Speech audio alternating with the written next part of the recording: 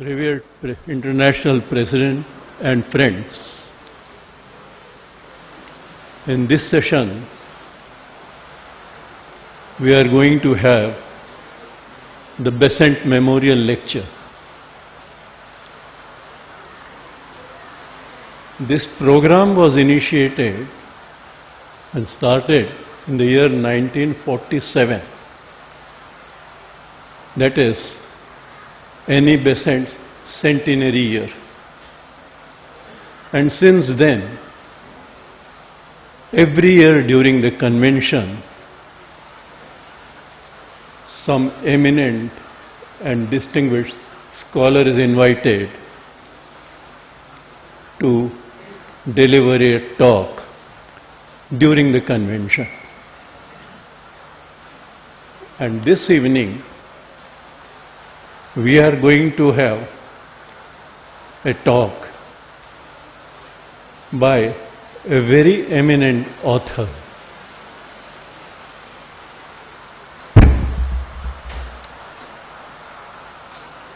Mr. Manoj Das.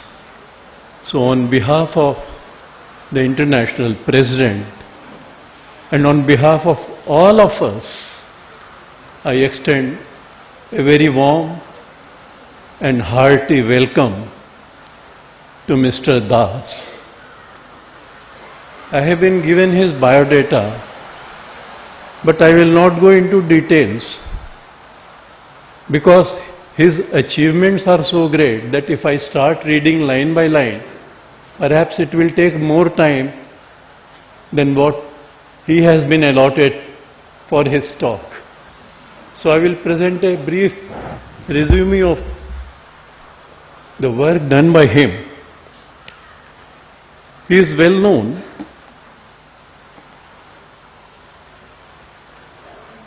as one of our foremost writers, writing in his mother tongue, Odia, as well as in English. His short stories are translated into several of the world's major languages, and his personal columns in some of the national dailies are widely appreciated. He is also recognized as an able interpreter of India's literary and cultural heritage. Born in Odisha, recipient of India's most prestigious literary award, the Saraswati Samman, and India's highest literary honor, the Fellowship of the Sahitya Academy, which cannot be given to more than 21 living writers all over India at any given time. He is recipient of Padma Award by the President of India, recipient of Doctor of Literature from 5 universities, and the honorary position of Professor Emeritus of Culture from 1 university. He has been an inmate of Sri Aurobindo Ashram at Pondicherry for the last 50 years. He is teaching at Sri Aurobindo International Center of Education in Pondicherry. And with these words, now I would request Mr. Das to deliver his talk on love and death in Mystics of India, the message for today and tomorrow. Mr. Das.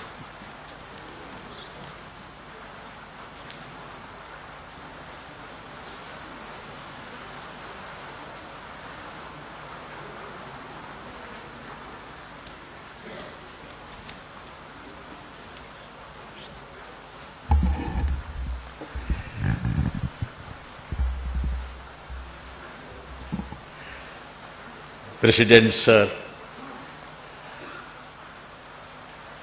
friends, fellow seekers, it gives me a feeling of serenity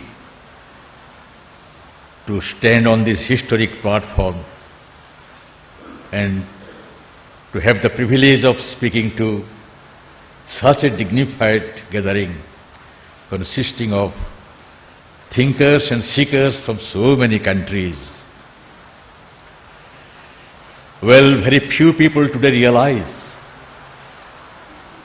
what a splendid, unpublicized work was done by the Theosophical movement in the last century. It was this movement which made people, millions of them across the world, aware of the fact that there is more to life than meets the eye, that there is a different dimension to normal existence. Hundreds of thousands might not have turned Theosophists, but the impact of the movement was behind, in a rationalistic era, behind so many new small movements being formed, who started paying attention to mysticism, yoga, and other unrevealed aspects of life. I take it as a great privilege to be invited to speak here on this platform. I am also happy that I am giving a talk in memory of Madam Annie Besant, who did so much for this country during the last century.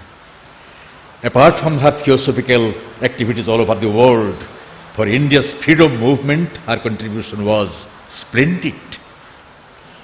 And what is a pleasant coincidence for me, I came yesterday straight from Varanasi, from an institution which many have forgotten, bears her memory in a very, memory with a vengeance, I should say.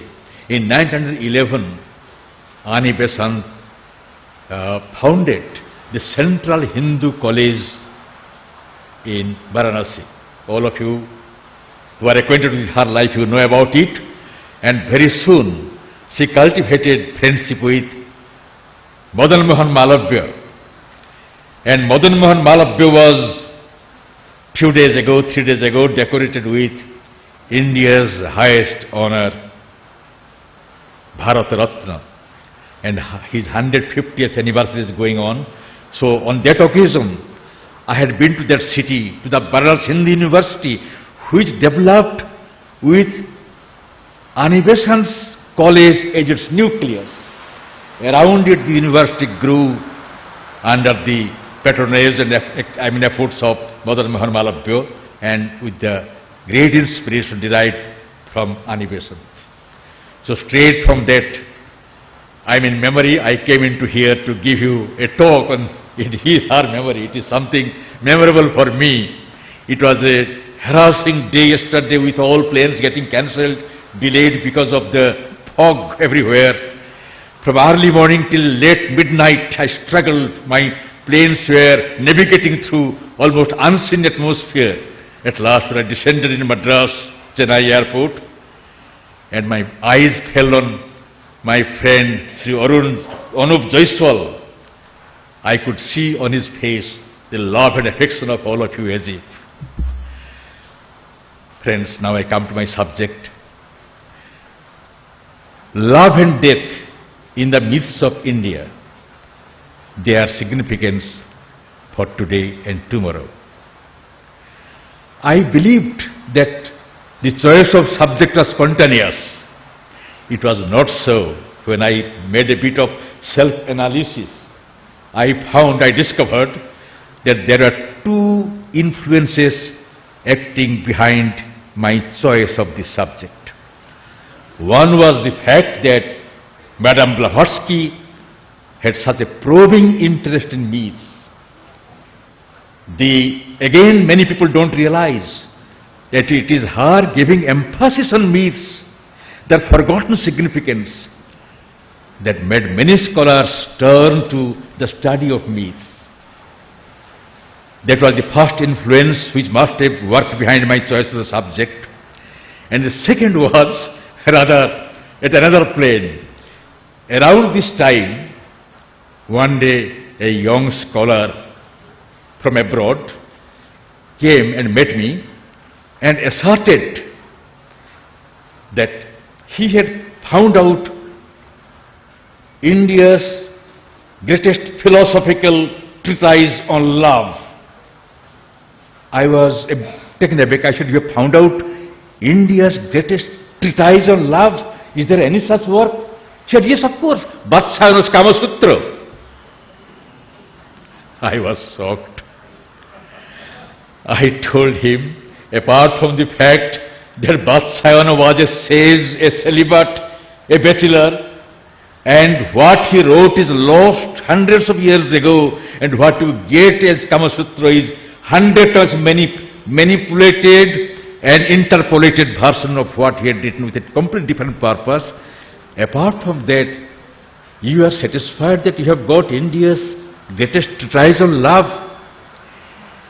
It is like somebody saying, I have understood India's temple culture looking at the erotic sculptures of some of the temples on the surface, forgetting the deity, the idol in the sanctum sanctorum.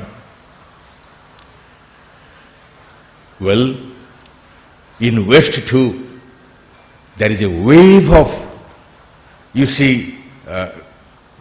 misconceived ideas, thanks to Freud, that love is nothing but an animal instinct inherited and slightly developed and culturized and refurbished. Dear friends, as you know, the real concept of love is quite different. It is not something which is growing from animals.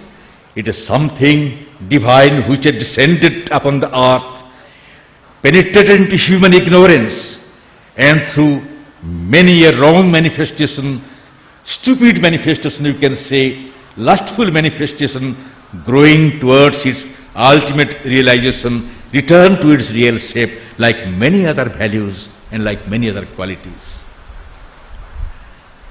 Well, myths sometime, all the legends we find in mythology are not myths. Myths are those, you can call them stories or anecdotes, which have survived hundreds, probably thousands of years. I remember you have read Secret Doctrine of Madame Blavatsky. She believed that there are pralayas, deluges, once again and again upon this earth. And sometimes the essence of a particular civilization which had been completely erased from the surface of the earth might have survived through a myth. I wonder if you know some of India's myths. In one myth we find that when the entire earth was underwater, Vishnu penetrated into the ocean and rescued the Vedas. Who knows if these Vedas were not the essential wisdom of a bygone culture, completely demolished or submerged and vanished. It could have been the essence of that, with which again a new cycle of ages began. But this quest for some basic truths of life,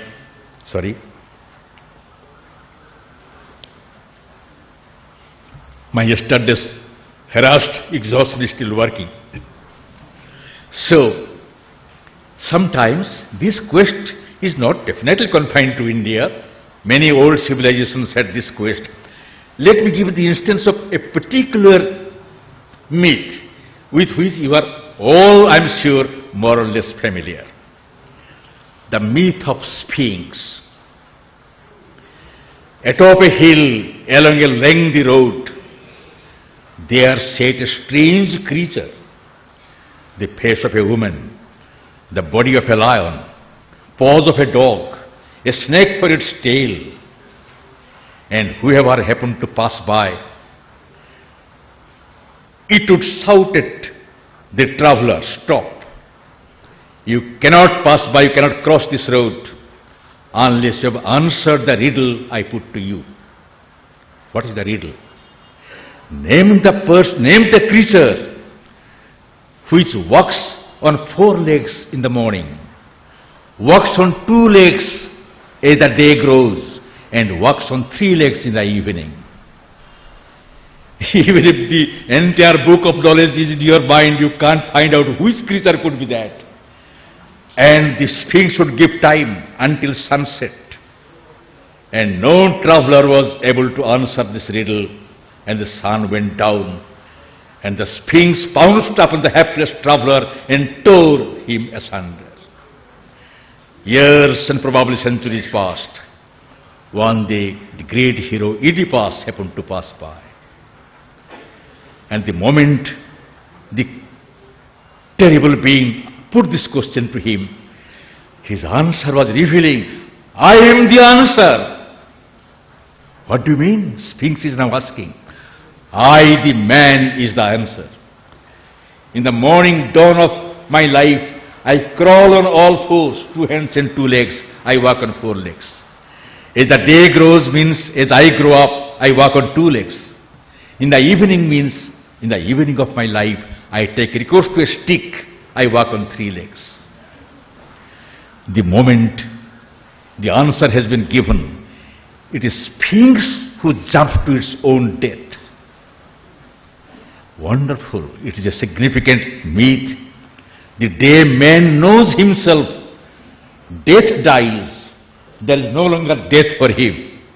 And death itself is an illusion. The very constitution of Sphinx, the creature, it is an illusory constitution. Face of a woman, body of a lion, etc., etc., etc. Now, what a great truth remains embedded in a small, very small anecdote-like story. Now, we will see that in Indian mythology, before I come to mythology of India, Sri Aurobindo very clearly states in his magnum opus, the Life Divine, that since the beginning of human consciousness, man has pursued 5 goals. All our activities can be well listed under any of these 5 goals. What are these goals? Our quest for God, light means knowledge, freedom, bliss and immortality. No human activity can be beyond these 5 groups of human goals. Now today, naturally, I will confine myself to the myths regarding immortality, that is deathlessness. Now we see that, somehow this question of death and quality of consciousness are interdependent, linked together. It is said in Indian mythology that before man was created, there are gods and demons, and there were continuous conflict between the 2 sections of living beings. Now they decided to try together, once they came together, to discover the elixir for immortality, which they knew remains hidden beneath a great ocean, not the physical ocean. It is a symbolic. The ocean is symbolic for some mighty great consciousness. And they started, trying to discover the Samudra Manthan, it is known in Sanskrit. I mean, with a hillock amidst at the center of the ocean, they started hurling it and trying to get the elixir from within. Elixir did come out, but Providence saw to it that the demons were deprived of it. That is the beginning of a certain truth which governs the mythology, and that is this, that there are, why, there is a different question, 2 forces of consciousness. One is a force which tries to make progress, tries to grow, tries to advance, tries to seek, tries to realize the meaning of life. The devas, the gods, represented that force. From them human beings will inherit that. They are static, but from them human beings will inherit that particular dynamism. But demons were egoistic beings, creatures of darkness and ignorance. they would not like any kind of progress to take place, because with progress of consciousness, their domination will come to an end. The blind domination of terrible ego will come to an end. Hence, the demons must not be allowed to become immortal. So gods became immortal. We do not know how many years must have passed. The search for the secret of immortality continued among the great rishis of yore. And first memorable myth we come across is that of Nachiketa. He was the son of a sage. You see, sometimes we have to read the Upanishads with great care, because they do not mean what they simply say on the surface. One has to be initiated into their meaning. In this particular incident, the Upanishads say that a rishi, Vajasravas, the father of Nachiketa, was performing a yajna, and he gave away whatever he had, including a worthless cow. And the little boy became pensive. Father is giving a worthless cow to somebody. What that fellow will think of him? And he knew that the purpose of this yajna, this sacrificial rite, is to get rid of all kinds of attachment. So what the rishi was giving away were everything that were with him, to which he had some attachment, and including the dilapidated, this dissipated cow. But the son knew his father's greatest object of attachment was himself, Nachiketa himself. So he goes to his father and says, "Father, whom did you give me away?" Now the Upanishad puts in such a way, the father got angry and said, "I give you to Yama, the god of death." No. What he meant was, I commission you to find out the mystery of death. Yama is the custodian of death. He is also Dharmaraja, one who can never make an error, one who can never deviate from the truth of his being. And Upanishad says, forthwith Nachiketa proceeded to the abode of Yama, as if it was situated at house number such and such and such and such road, whatever it is. Upanishad says that he proceeded to his house, but he was not present. For 3 days and 3 nights, the young boy kept standing, waiting for this God to come back. And when he came back and he found out the sincerity of Nachiketa, he offered him 3 boons in lieu of 3 days and 3 nights of his penance. The first and second boon were very sensible, but I won't go into them. The third boon Nachiketa asked was, "Reveal to me the mystery of death. What happens to the being after he is no more in the eyes of the human beings?" And Yama is a bit upset. He said, "My boy, ask for something, long life, prosperity, power, wealth. Why are you interested in these historic things?" "No, sir. You have promised to give me 3 boons. I will never go satisfied without a proper answer to this third question I have put to you." Yama is obliged to reveal to him the fact that beneath our personality, at the bottom of our being, our existence, there is the Atma, the soul, and which never dies. It is immortal. Hence, once you have realized that, you also know that you are immortal. The first ever time we come across a very prominent and very clear declaration about the existence of Atma in every human being. Next we come to another myth. There was a sage called Mrikanda. He was childless. So he meditated upon Shiva, and when Shiva was pleased, he appealed to him for a child. Shiva granted him alternatives. Either you will have a boy who will live for 100 years but will be a fool, or a boy who will live only for 12 years, but will be a prodigy, a genius. Sage, naturally, the sage wanted the second alternative to materialize. And so he was blessed with a son, and he was named as Markandeya, Mrikanda's son Markandeya. But the brilliant boy started taking classes on the Vedas when he was 6, 7, 8 years of age. He lectured to the sages, but when he entered the 12th year, parents started shedding tears.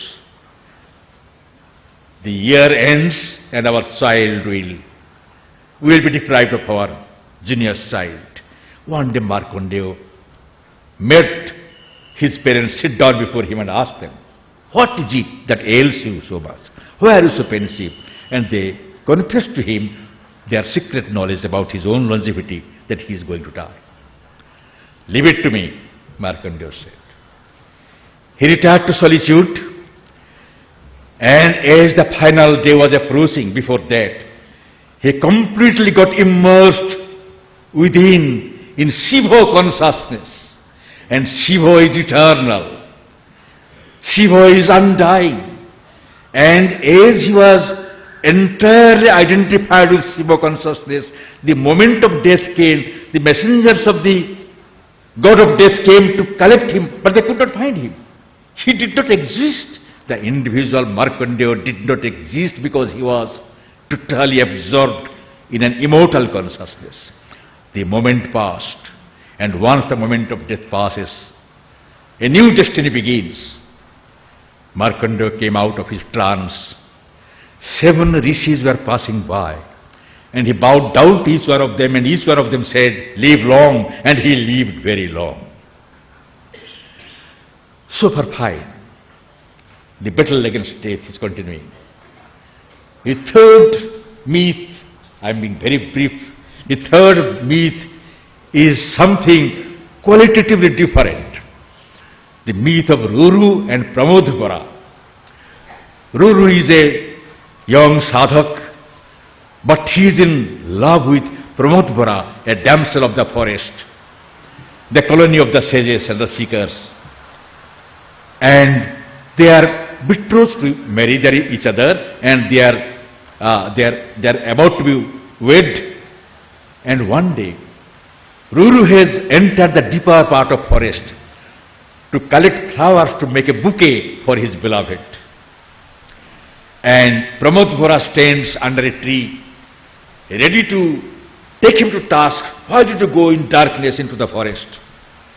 But as Ruru is coming, he suddenly sees Pramodvara doddering, her face pale, and next moment she falls down. And Ruru comes nearer her and finds out a golden serpent slithering away, biting her. And Pramodvara is no more. As if her eyes were telling Ruru, "Why should this happen to me? I did not wish to die. I wish to live a life with you." And the vibrations enters Ruru and results in a sense of rebellion. "No, I will not accept her death as a reality." His anguish and his great sense of quest, why this should happen, invoked the spirit of a new agency, the god of love, Modana. For the first time we see love entering the problem of life and death. And Modana gave young Ruru a secret by which he could enter the nether worlds and that particular region where freshly dead individuals' souls are resting. Nobody could have entered that, but by favor of the god of love, he could do it. To cut short the story, he strikes a bargain with the god of death. He will give half of his life to Pramodvara. Pramodvara would come back live again with Ruru's half life, and again both are there united. That is where the myth ends. The first conquest by love of death, though it is a qualified contest, a qualified conquest, not a complete conquest. But we see love has come to play a mighty great role in the matter of life and death. Now, you know, as I said a little while ago, that all our great qualities, they are not something that we are evolving. They are involved in us. That is Sri Aurobindo's vision. And they are evolving because they are involved in us. And it is a different story why the Supreme Divine decided to become his opposite. The total prajna became total ajnana, tamissa, ignorance. But the fact is that out of ignorance the journey has begun, it goes on and on and on. And what is lost at the lowest level is the divine love at the highest level. Such is the case with many human virtues and many human qualities. Now, before the advent of Krishna, the point I am trying to elucidate is this, that all human emotions are distortions of some pure divine qualities. Love is one of them. So, all the emotions we feel are caricatures of certain truths, but the truths can be recovered even through the medium of caricatures when the central being wants to do it, or it is awakened and it tries to achieve that miracle or the transformation. So what happens is, before Lord Krishna's advent, there was yoga, tapasya, ascesis, but now approach the divine through love and through many other emotions. In one manifestation, he established the truth that there is no emotion, human emotion, which could not be diverted towards the divine and become an avenue, a way to approach him and to realize him through. Identify yourself with Mother Kaikeyi. Identify yourself with Krishna's mother and the adopted mother.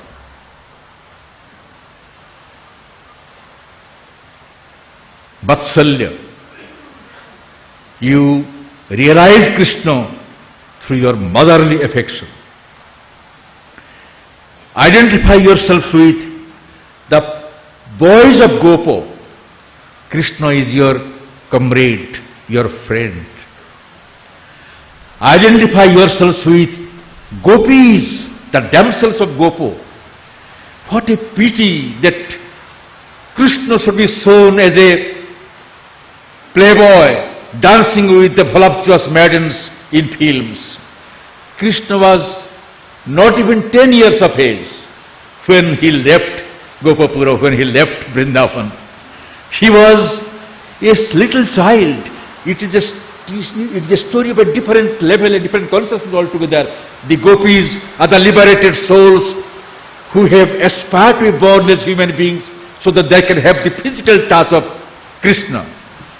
Now the dance, the rasa which takes place, they take place at a different plane altogether. But we mix up the human plane with the other occult planes, the supernatural planes. Anyway, you identify yourself with one of the, or rather Arjuna himself. Krishna becomes your friend, philosopher and guide. Through affection, through friendship, through love, through any emotion of human beings, the divine can be approached, and the emotion itself undergoes a qualitative change as the divine becomes the target of the emotion. It is an experience to be, it is something to be experienced by practice. Well, what is after all love? We are all born with a self-love. We are in a cell. And the love means expansion of the self. The moment a young man loves a young woman or vice versa, he or she is expanding his or her cell-like confinement to accommodate another consciousness, another being into it. And as one grows and expands, one can become a lover of humanity. One can become a redeemer of humanity through love, as Christ's redeeming love for humanity. So, this is how the Indian myth proceeds along the philosophy or the role of love in our life. And I come to a more significant legend before I conclude, and that is the legend of Savitri. You see, you all know that Mahabharata is a very, very old epic. But in Mahabharata again, we see when the Markandeya about whom I spoke, Markandeya has come to meet the Pandavas, and Yudhishthira is telling Markandeya that our Draupadi, a personality like Draupadi, you know, Draupadi is not to be taken as a human being. We often, I remember when the festival of India was taking place in France, and commentator, there was one, a friend of mine, Vasundhara Philiosat, her husband is a Frenchman, they are Indologists, and he introduced Draupadi as one of the ideals of Indian womanhood. There was a titter, a small laughter in a section of the audience. Draupadi, who had 5 husbands, she's the model. They forget, even Indian writers, authors, critics forget, Draupadi was not a human being. Jagyaseni, she was born out of a fire, a Yajna, ready-made to fight the evil that Kaurava was incarnated. He had only one purpose in life, to defeat the evil. And the 5 husbands were 5 emanations of the same god Indra, and they had to be kept together by one single center, and which alone could defeat the most hostile of forces of the time. Anyway, so when Yudhishthira says there is no personality in the world of womanhood like Draupadi, Markandeya says, O king, long, long ago there was another lady who could definitely be compared to Draupadi. Who is she? Her name is Savitri, the princess of Madra. You see, today India's map, if you remember, Madra Desha is modern Afghanistan. And so, princess of Madra. And this princess of Madra, she was Kanya Tejaswini, a luminous girl. And suitors who came charmed by her, the moment they came nearer her, they could not even look at her. She was such a dazzling personality, such an impressive personality who lived in truth. So the king, her father, very significant name he has, Ashwapati. Ashwa, the horse, is the vital energy, vital power in occult vocabulary. And Ashwapati, the master of life force. It was he who had fathered, Savitri. So her father told Savitri, my child, I cannot find a match for you. You better go out to the wide world and choose your own mate. Savitri goes out on a chariot accompanied by the king's old ministers and of course the bodyguards. Land after land she passes through. In the deserts of Sallo, there is in the forests of Sallo, the modern desert of Rajasthan. In the forests of Sallo, she made Satyavan, the prince of a blind and exiled king, Dimotsen. I won't go into symbolism of these names, but Savitri at once realized that she has met her mate. She has found out her consort. She comes back to the king, her father, to report about her discovery. But it so happens that when she has come back to her parents, says Narada also happens to be present there. And you know the character of Narada. And the moment Savitri says, Father, I have succeeded in my mission. I have discharged the duty which you had assigned to me. I have found out the young man whom I am to marry. Father and mother ask anxiously, who is he? Sorry.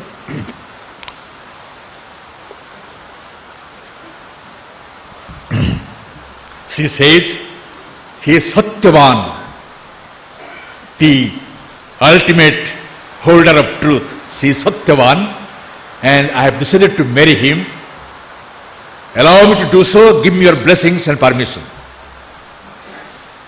At once Narada steps in and says, my child, don't do that.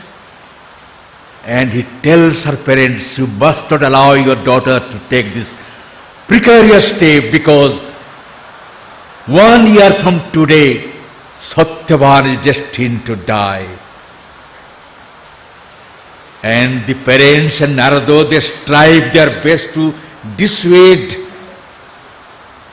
Savitri from marrying Satyavan, to withdraw her proposal, to step back for a moment at least to think. But she clearly states, once I have taken a decision, I cannot give it up. And she, to cut short the story again, she goes back to the forest, lives with her parents, the princess, living like a most ordinary servant of the family. Almost they have nothing. They have lost their kingdom and they do not have anything. And she could not have taken any dowry with her. It would be insult to her parents-in-law and her husband, because they are almost have-nots. And she goes there and lives. And apparently a very happy life she is leading, but she alone knows inwardly what is going to happen to her. She is burning within, but the agony and anguish, she turns into tapasya, turns into a yajna. This fate must not be allowed to execute itself. The fate must be changed. How can it be changed? The niyati, the destiny of death, can be changed only by one power, the power of love. And the love that is immortal, and that love that is immortal is divine's love. 1 year, Savitri goes through preparing herself to face the crucial day. On the crucial day, Satyavan goes out as usual into the forest. But that day, Savitri secures permission from her father-in-law and mother-in-law that I have never accompanied him into the forest. Today, at least for 1 day, let me go with him. They allow her to go with him. She goes along with Satyavan into the forest. A delighted Satyavan is introducing her to different genres of flowers, fruits, trees, etc., etc. And then he says, well, I must also do my duty. I must take some logs home. I must take some wood. I must cut some wood. And he raises his axe against a tree. 3 or 4 strokes, he suddenly feels giddy and throws his axe and says, Savitri, please hold me. I do not know what has happened to me. Savitri sits down, Satyavan's head on his lap. She alone knows the moment of destiny has come. And as she is in a trance, she sees the god of death arriving in the occult plane to collect the soul of Satyavan. Through her tapasya, she also comes out of her physical body. With her occult body, she follows the god of death and Satyavan's soul. Yama is most kind. He is never a cruel god. All compassion. And he looks at Savitri, my child, where are you following to that world where you have no admission? Mahabharata says,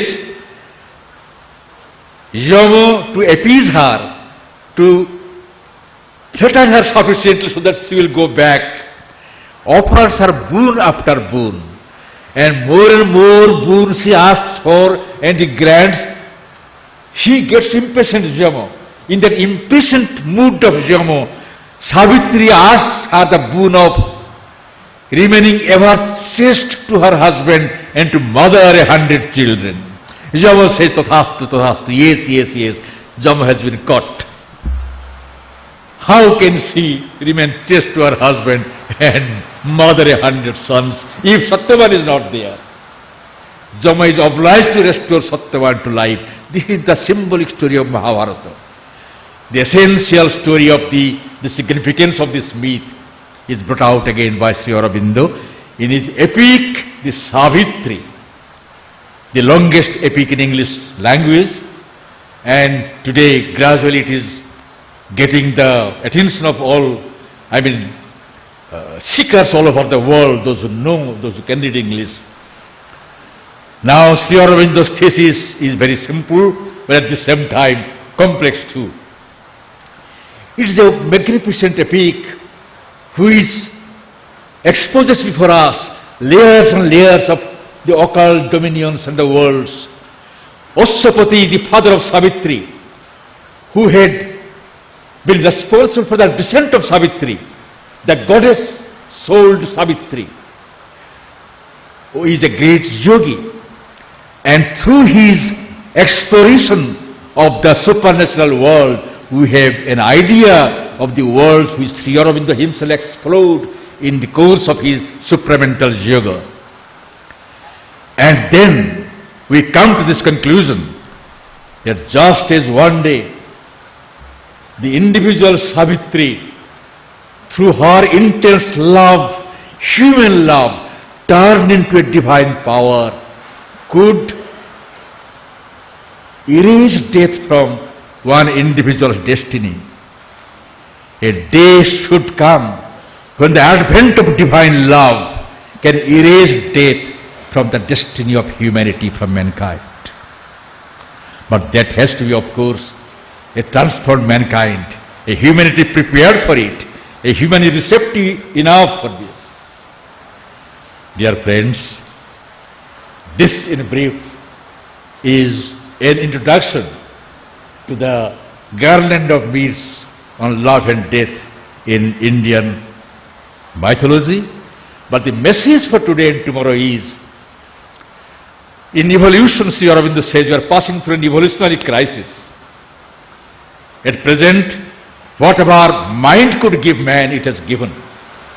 But something, man today is a paradox, half animal and half promising divinity. But this paradoxical condition could not be everlasting. Man has to transcend it through a great aspiration, a collective aspiration.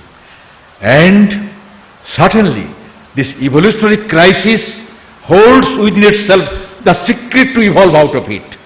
And that is aspiration, surrender to the Divine Mother, the truth, and rejection of all falsehood that tries to take us away from this path.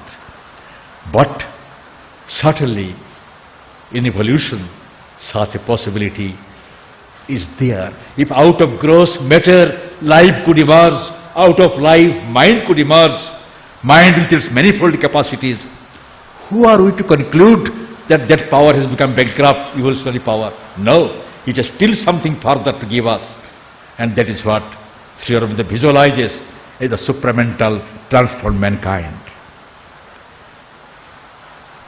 I have still 3 minutes time, 3 minutes. I'll conclude with one something which appeared to be very significant. Once a professor from a big university, he was an expert on evolutionary theories. So came to India, and the vice chancellor of a university was his classmate abroad, and the vice chancellor requested him. He said, "No, I have come to spend a few days in peace in India. I don't want to lecture." And the vice chancellor told him that you give a talk to my staff and research scholars, not to anybody else. And he gave a talk on evolution from pre-Darwinian days to Louis Leakey, Junior Louis Leakey. He went away giving the history of evolution.